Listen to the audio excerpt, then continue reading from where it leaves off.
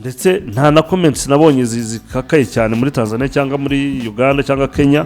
Kenya ho interview nakoze ntazi umubare wazo, bambazaga igihugu cyacu ukuntu kimeze, ukuntu gifite isuku, ukuntu gifite abakobwa beza, urumva umuziki wazaga hanyuma. Ariko harimo n'umuziki wacu ukuntu muri Kenya imeze none ahangaha ugasanga n'ibintu byiza.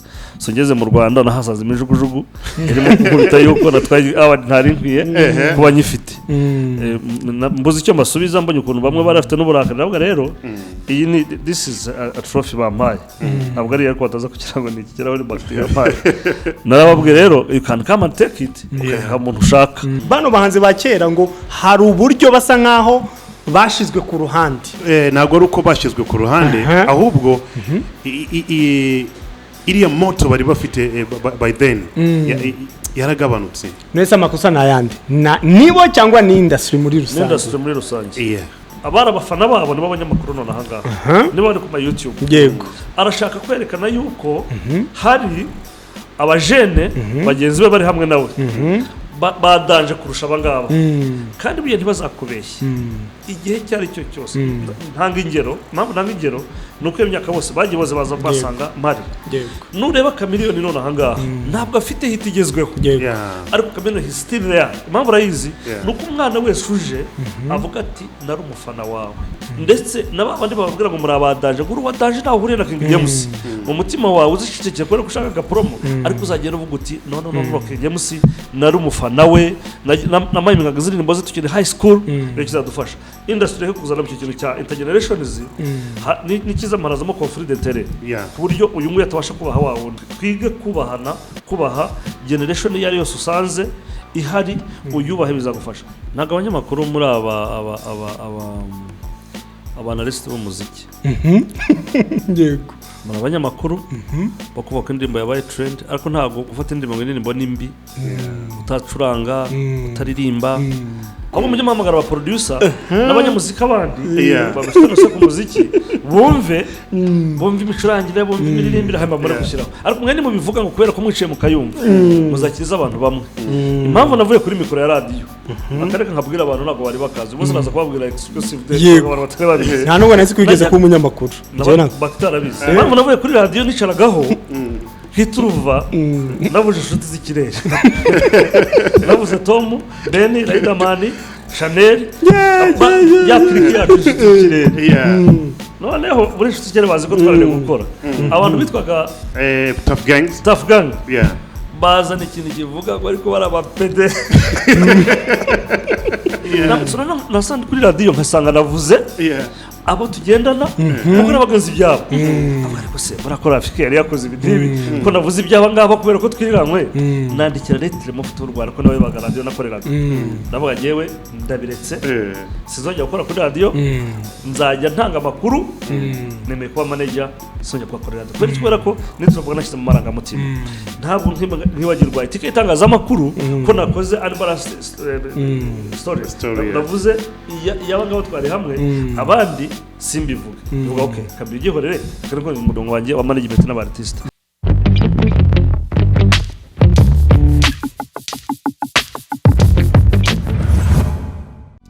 Yes abarimo gukurikirana Big Town TV mumeze gute? Ndakeka ko mumeze fresh kabisa. Iyi ni BIG podcast, tukaba turi kumwe na Mucyoma, and then hariya ku ruhande dufite umushitsi w'imena cyane, umushitsi ukomeye cyane, amaze gukora ibintu byinshi bidasanzwe. Ni umuntu umaze kwiyandikira amateka muri industry ya music nyarwanda. Ni umuntu twubaha cyane, ni brother wacu. Tukaba turi kumwe nawe hano, ariko mbere ya byose Mucyoma umeze gute ma bro? Meze neza abantu, usibye akavura kari hano hanze mu kanya byari byananiye kuza. Agataxi niko kabikoze. Imodoka ntago zari zatangira kuza. Ubundi Mucyoma uri umukire? Wapi ntago ndi umukire. Uri umukire ugomba kugura akamodoka ahubwo baje mu ikado. Nuko hano hantu kuhagerayo wari n'ikamyo n'idanje, ariko ubundi ndetse ko iyo ndi na hano nta n'ikamyo mba mfite. So yabinsaba ngo nzane agataxi cyangwa nze n'akamoto, turabizi ko ntago njya nigura. Ndimwe mu ba diaspora bajya batengaho comment ati Mucyoma ntago ajya yigura. Ndabeshya bakti. Ntago wigora rwose. Amen. Ariko Mucyoma no mukire bana, agomba kugenda ku kamodoka keza yicaye inyuma barimo kumufungura n'umuryango. No, actually ibi nukubeshya ni brands, ni ama brands iyo bari kubona umuntu kuri kamera hari uburyo bajya batekeza ngo umuntu n'umukira, ariko bara mu by'ukuri ugasanga n'ubundi turi mu bintu biri aho ngaho turi gushakisha.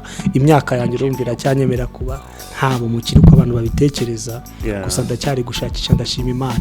Actually turi kumwe n'umuntu witwa manager makuru y'Iminsi One. Ndishimye cyane kukubona, ni by'agaciro kuba ndi kumwe nawe. Ubu ngubu rero manager ni wowe best manager East Africa. By the way, congratulations my brother. Asante sana. Manager. Rero hari abatabyemera, ariko abatabyemera nabo katubabwire ngo mukomereza. Yego, ariko manager reka ikibazo baricyo imitamera aho sibyo, namaze kuguriza congratulation kuri best manager East Africa. Ahubwo kubera iki nabonye abaganda aribo bagutoye cyane kurusha abanyarwanda, ndetse n'iryo jambo ndagira ngo waryivugiye ukuntu. Nukubera iki abanyarwanda nyine batashaka kwemera ko ari wowe best manager ubu ngubu muri East Africa, cyangwa se baba badashaka kugutora anyway? Ndaguhingera ku bantu babiri amasobanura impamvu n'abagande bantoye. Hari umuntu, abantu ku isi benshi bemerawe witwa Yesu Kristo. Yego, bageze naho bamubamba. Nasuko agenda aba n'icyo kwemerwa 100%. Kagira nyakubahwa Perezida wa Repubulika Paul Kagame. Isi yose ubona yuko amaso yihiza ku Rwanda, ku mutekano rufite, ku isuku rufite, ku abantu bafite ubuzima. Ariko uzasanga abapadiri naho Imana bari kuri mikoro bandamubitse. Yego, nge ninde wo kwemerwa na buri muntu wese uri muri industry. So nibigera rero kuri ku bagande, urumva nomination zasohotse twinjira mu cyunamo. Mu cyunamo ntabwo twari kuza hano kuri mikoro muvuge ngo nyamuneka nominated ahangaha ni mu bimenye hanyuma mushyigikire. Twagomba kugendera kuri gahunda zacu nk'abanyarwanda, kuko ni ikintu cya mbere tutibutsa abatutsi bapfuye muri 1994 muri jenoside yakorewe abatutsi. Twari kuba nirengagije ubundi yo nk'umunyarwanda. So rero kuri kubagande bo ntacyo bababwiye cyangwa yego. So niho byavuye rero, kandi mfite inshuti nyinshi. Iki nanone nakoranye nabo, ndi manager wa Tom Close, nakoranye nabo imishinga myinshi cyane, yaba ari ba Good Life, ba Eddy Kenzo bande, buri muhanzi wese nagiye managing. I tried kugira ngo akorane n'umuhanzi wa Uganda kandi wabagugezweho. So izina ryanjye rero ko ninjye banegosiyaga n'abahanzi bajya kunegosiya cyangwa kujya kuvugana n'abahanzi bagenzi babo, kuko nabaga mfite ni experience yo kundusha umuhanzi mfite. So rero aho ngaho ne babyumvise, ndumva Eddy Kenzo ari wakanazeho bwa mbere, n'abandi bafatiraho na bakamiliyoni n'abandi, kuko nta n'umuhanzi nta n'umumanager wabo wari urimo, harimo umunyakenya nanjye n'umurundi. So nuko byagenze. Ahandi ikibazo kiraza gutya ni kubera iki hajemo umunyakenya n'umurundi gusa. Kandi abantu benshi nahise mbona mu comments atandukanye barimo kwibaza ese kubera iki batafashe aba managers nk'abo muri Tanzania, nk'abari ba Butare, ba Saidi Fella, nabo manager bakoze nabo cyane, bashije no kuzamura nk'aba Diamond n'abandi benshi batandukanye. So kubera iki hajemo muri East Africa akaba hajemo umunyarwanda, umuganda n'umunyakenya? Oya, n'umutanzania nayo yararimo. N'umutanzania n'umuganda barimo. Reka bisobanure. Babutare yararimo. Ira kategori rero ngira ngo mwarabonye abagiye kuri YouTube bagiye bareba ntibagahita banavuga benshi.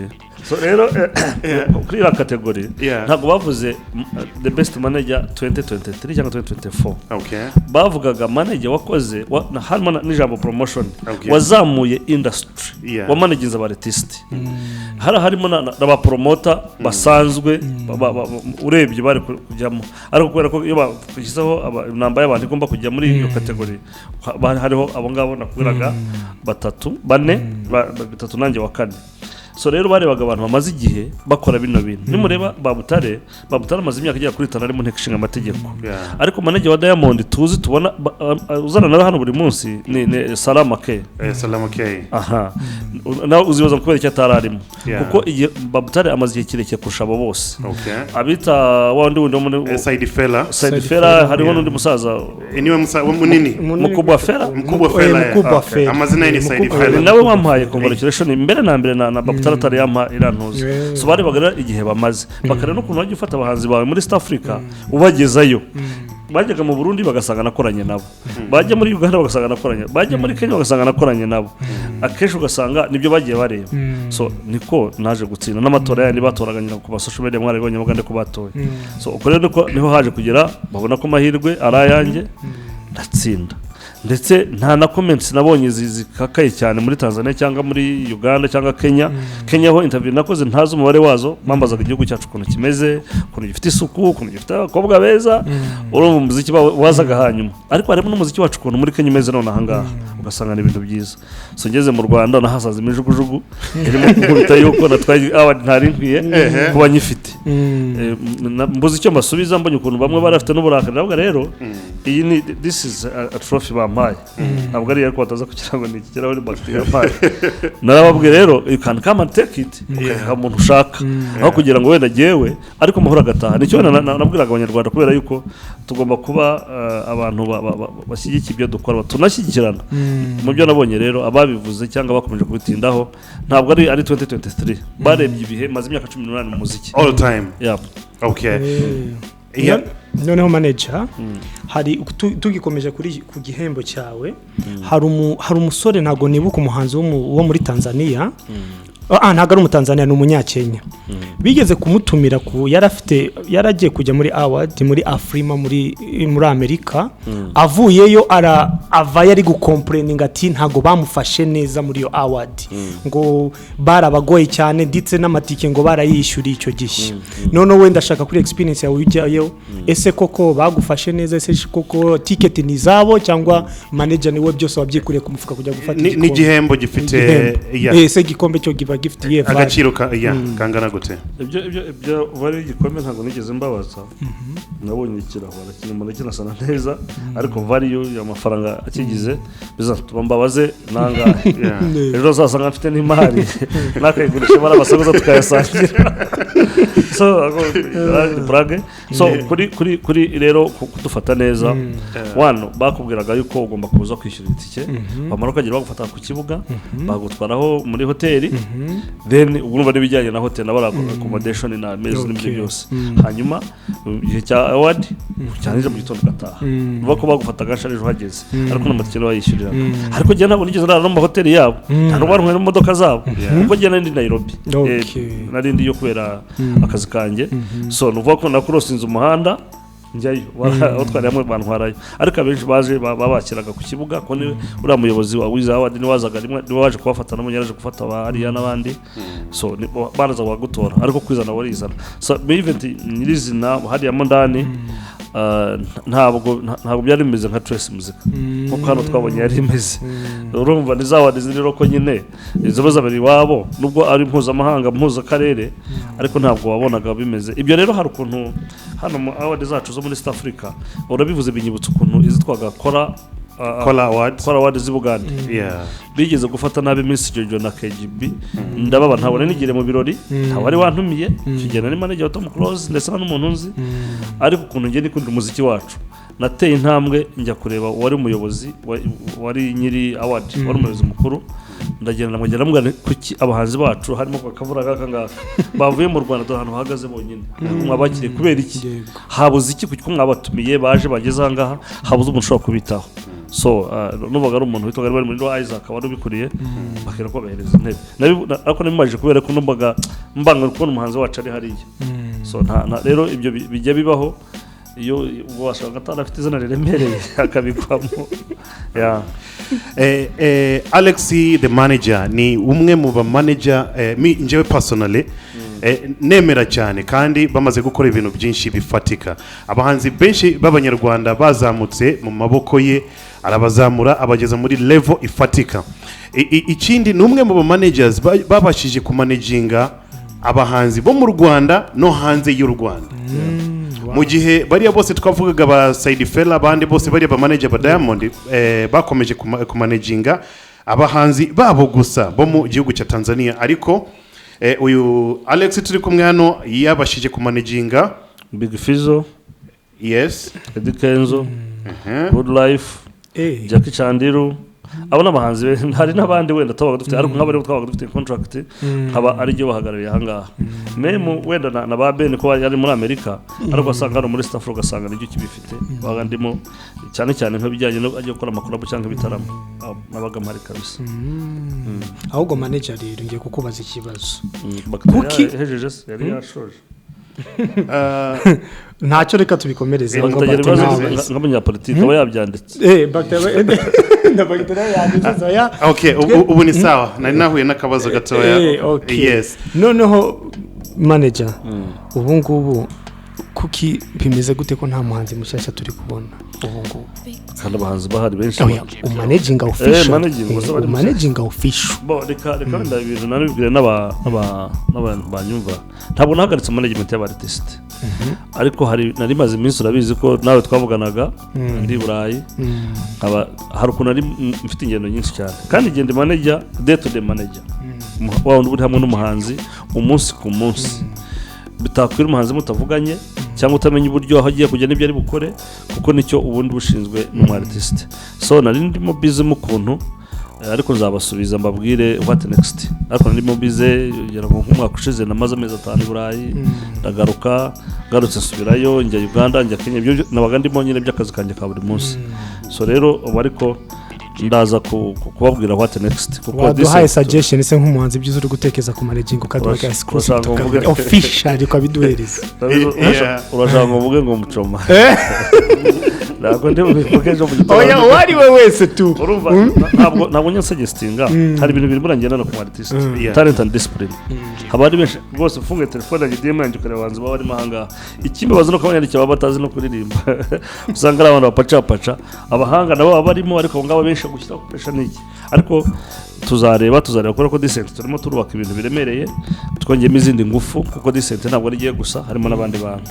Iyo tuvuze management y'umu-artist, buri mu-artist ni nk'uruganda, ni umuntu ukeneye amaboko menshi. Impamvu bana Diamond akomeye afite abamanager barenze 4 bagiye bamanaginga iriya Wasafi yose n'abarimo. Washyira manager b'abahanzi ugasanga hafi bagera kuri 7 ndi 8 ubu ngubu, kuko buri muhanzi muri Wasafi aba afite manager we. Ntabwo wa Diamond ari managinga zucuya. So ibyo rero ni ibintu ndimo ntekereza kujya twakubaka ikintu kizima gifite n'ibi kuki ubundi twirwa ku YouTube yayo tukajya tugiye kujya n'umuhanzi wacu. Ibyo nibyo turimo tureba kugira ngo tubyubake, none tuzagaruka tubereka ibintu byiza. Okay, umaze kumanaginga abahanzi benshi cyane, ariko watubwiye na qualities z'umuhanzi mwiza ushoboye kumumanaginga agatera imbere, ngo ni discipline, talent and discipline. Ibyo bintu umuhanzi bifite byanze bikuzutera imbere. Kubera ko when you have talent nta discipline ntabwo byakunda. Sinduka rwana akazu kakica ntabwo byakunda, kuko ni kimwe muri discipline zituma umuhanzi amera neza. Ufite nayo discipline imeze neza nta talent aho ntabwo bakumva. Ibyo rero ni ibintu bijyana, niyo mpamvu bitonaho cyane nkavuga ati no, niba ufite talent ugomba kufite na discipline, ugomba kuba wumvira buri muntu wese. Niba Big Time baguhamagaye ngo muze muri interview, ugombe kuba hari on time, ntabwo aribo bakwiye kugutegereza kandi baguhesa ugomba kuhagerera n'urugendo ari ntazi. So ibyo rero ni ibintu nkunda kugenderaho, ndetse n'abandi bahanzi na managing nkabibabwira, kuko sometimes hari case nyamona ziba zibuze hano nubwo makakubwira ariko ibi this is not fair, waruke kubigenza gutya na gutya nk'umuhanzi ushaka kugira ngo utere imbere. Strategies ukoresha kugira ngo umuhanzi abashe kuzamuka, kuko abahanzi hafi ya bose wakozeho mu ntoki zawe bahise bazamuka, ni izihe strategies ukoresha? Nta kintu burare kishimisha, reka manze mbere ko nkusubiza nanashimye. Ibazwa n'umuntu mwaruhanye muri iyi mihanda, usubiza ufite confidence yo gusubiza kujya usubiza. Ibyo ngiye gusubiza ndabwira ndasubiza umuntu ushobora kubeshya cyangwa akavuga ibitari byo akavuga ati it's not true ariko gusubiza umuntu uje wari umufana wawe wahoraga wifuza ko mwakwicarana abaye nk'umunyamakuru ariko none ugasanga ari we urimo kukubaza sometimes akubaza ni totally bitandukanye n'ibyo so rero gusubiza Bakti tubanye muri Bakti ngira murabizi igihe cyose uraririmba igihe cyose uri kuri microphone ni kenshi ijya kwihamagariraga ntago umuhanzi waguhamagaraga hamwe Bakti turashaka interview Bakti yaba ari samuna nawe usanga yenda gushimira ko ari gutwitaba ukaduha umunsi tukaza muri interview nkana kubaza se wumvise hanze audience yabyakiriye gute so rero nta strategy zindi wenda zirenze z'abandi bakoresha ariko wenda icyo muyoboka barusha njya mbivuga ko ari iki kigabo kiri ikina none se mujya gukina ariko kiri kandi tugomba kuyihereza wavunikanye nabyo ni no gukunda bino bintu dukora uyu muziki cyangwa iyi creative industry yacu hatabayemo abantu bayikunda ntabwo yagera kure ntabwo ari kugera higeze Bakti ngira kurabyibuka kwakoraga ni kuri contact twagezwa na saa 7 z'ijoro cyo muri studio uvuga ku muziki w'abanyarwanda iyo hataba rwa rukundo wakundaga umuziki wacu kugira ngo tupushinge none hanga tuba tukiri hahandi batukitwita basagiye hobe batabona yuko umuziki ugomba so rero nagiye ibintu nabikoraga nkanabikunda n'umuhanzi turi hamwe ndimo kumanaginga by that time hamwumvisha yuko kugira ngo dutere imbere ni team no sleep we are not going to sleep tugiye kurara dukora kandi ejo tuzirirwa dukora igihe nikigera tuzaruhuka so abahanzi rero nicyo kintu bagafite iki nanone ngira ngo hari n'abantu babaga banyikoreye twabaga dukorana abenshi babonaga wenda hamwe n'umuhanzi ariko nabaga afite team yo kubaga ukamenya ngo uraza kureba icyo bari bwambare uraza kureba uburyo bari bu stage uraza kubimeze gute genda uburyo indimbo yasohotse hari abagomba kwitwara ku maradiyo icyo nicyo nababwira umuhanzi ameze nk'uruganda ibyo nibyo rero nanakoreshaga ariko no gukunda akazi kanjye muri giyewe na setinzemo yuko tugomba guhindura umuziki wacu ukagera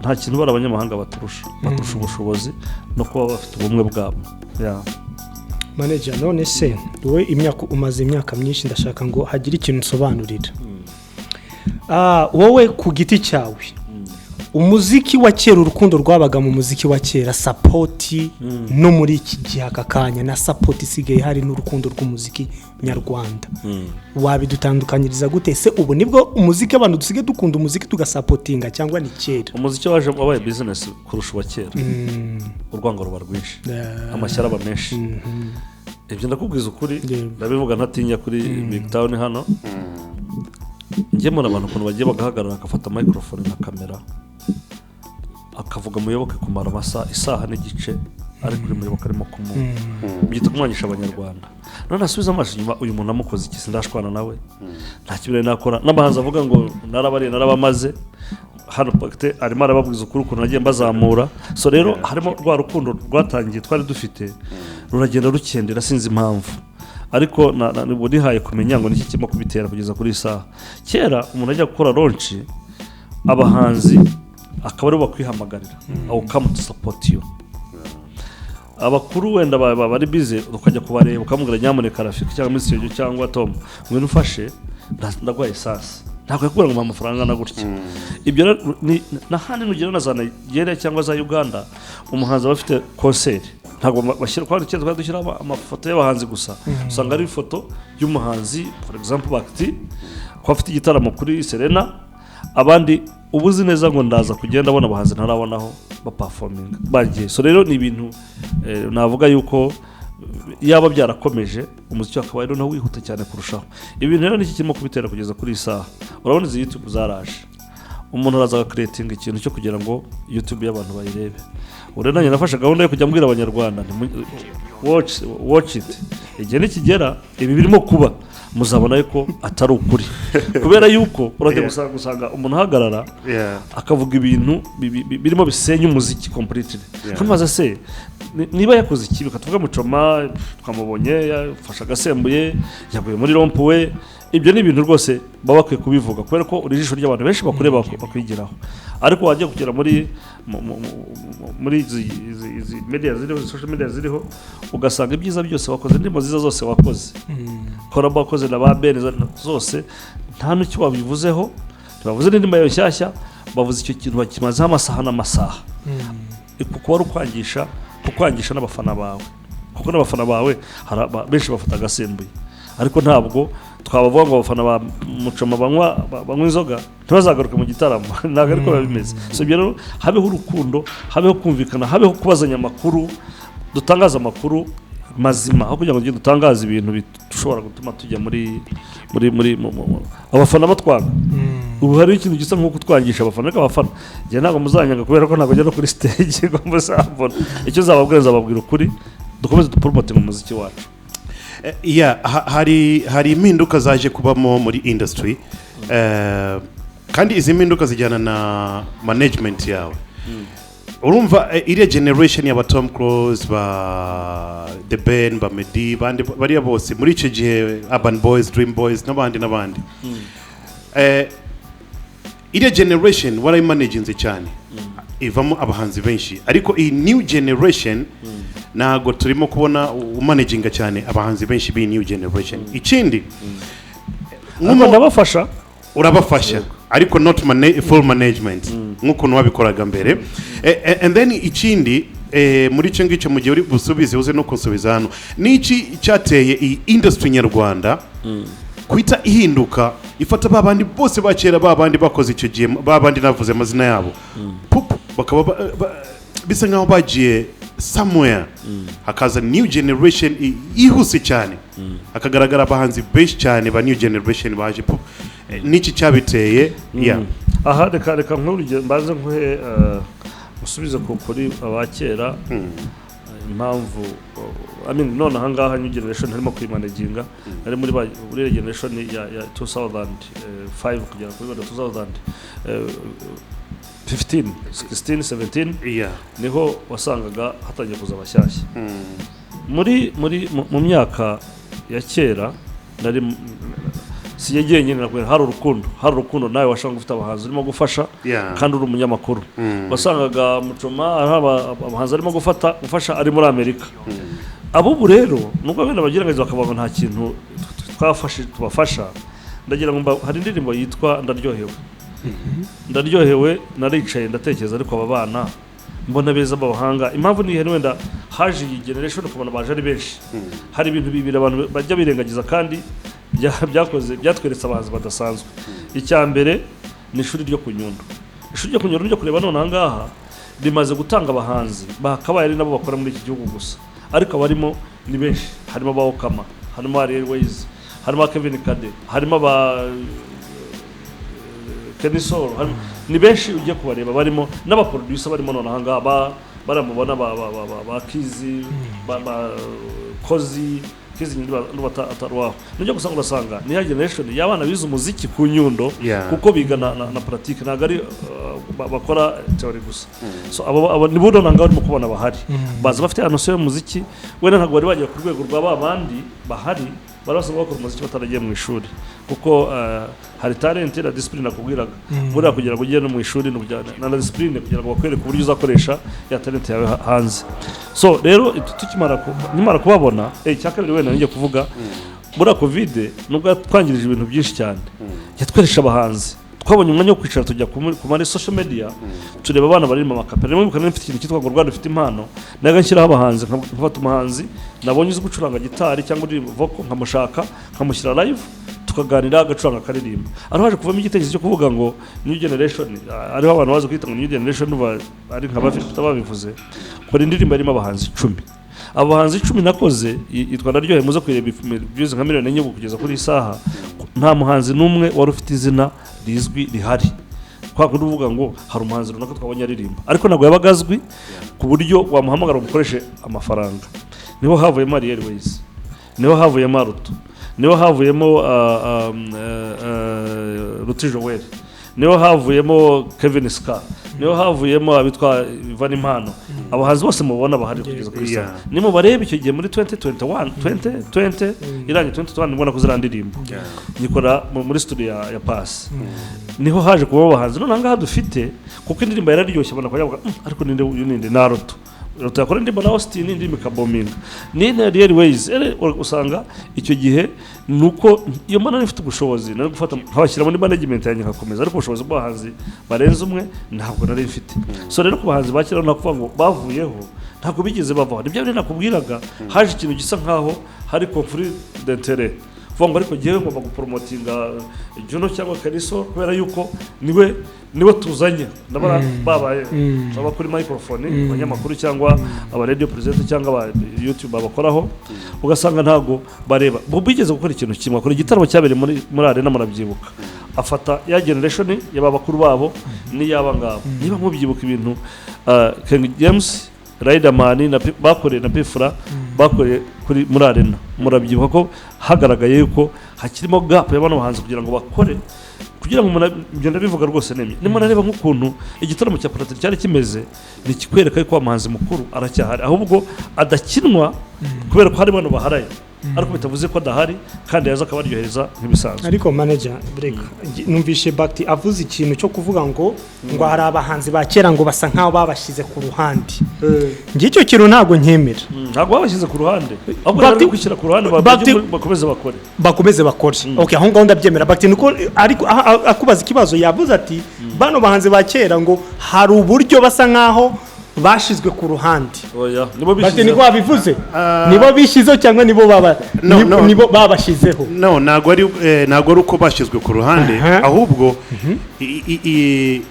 iriya moto bari bafite by then yaragabanutse nese amakosa nayandi nibo cyangwa ni industry muri rusange kuko industry muri rusange industry niyo yabashize ku ruhande cyangwa nibo ubwabo badashaka guhinduka nje mu kiganiro mpaka industry ivuga abara abafana babo nibo abanyamakuru none ahangaha nibo bari ku ma YouTube yego arashaka kwerekana yuko hari abajene bagenzi be bari hamwe nawe badanje kurusha abangabo kandi biye ntibazakubeshye igihe cyari cyo cyose ntanga ingero nuko imyaka bose bagiye baza basanga mari nureba Chameleone none ahangaha ntabwo afite hit igezweho ariko Chameleone still there impamvu rayizi nuko umwana wese uje avuga ati nari umufana wawe katuvuge nka Fikimeka ni ugezweho cyangwa Lydia Jasmine ariko Chameleone aje agasanga nako aje agasanga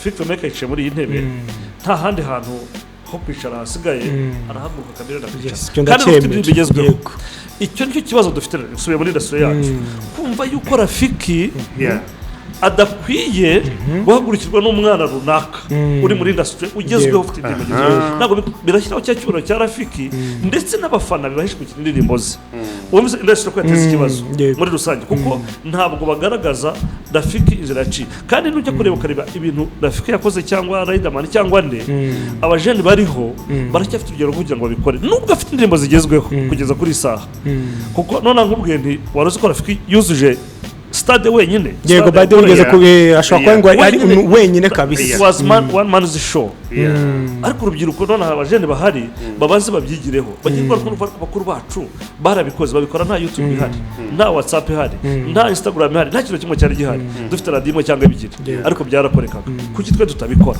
niba mara kubyumva ndetse nabandi bababwira ngo muri abadanje guru wadanje ntaho hure na King James mu mutima wawe uzicecekeye ko ushaka promo ariko uzagenda uvuga uti no King James nari umufana we na mayimingaga indirimbo ze tukiri high school bizadufasha industry yo kuzana mu kintu cya intergenerations ni kiza marazamo conflit d'intérêt ku buryo uyu nguyu atabasha kubaha wa wundi ariho hazi kuvuga umuntu ajya muri ntuza muri comment section muyoboke wagisaza we njye ukuntu wanyarya kabwira ajya muri mirakare bari akuzi ko amugari na shaje ariko ubwo bwanye n'ibitekerezo byanjye nuko uyu muziki twafashe kugira ngo ugere hahandi ntabwo byeze bivaho ndetse industry ndacyana yirimo kuba nyirimo ntabwo ari kuvuga yuko twabuze aho tujya twaranize twebwe kubera yuko none umwana arangiza kwiga musore we nabibabwire yaje high school akuva ko takomeza kwiga which is not true ntabwo ari byo njye mbabwira niba urangije kwiga wajya muri kaminuza ukafite kagapapuro kawe none ayo Tom Close cyangwa Messi cyangwa abandi iyo baba batagikora umuziki cyangwa ukurunanga batagikora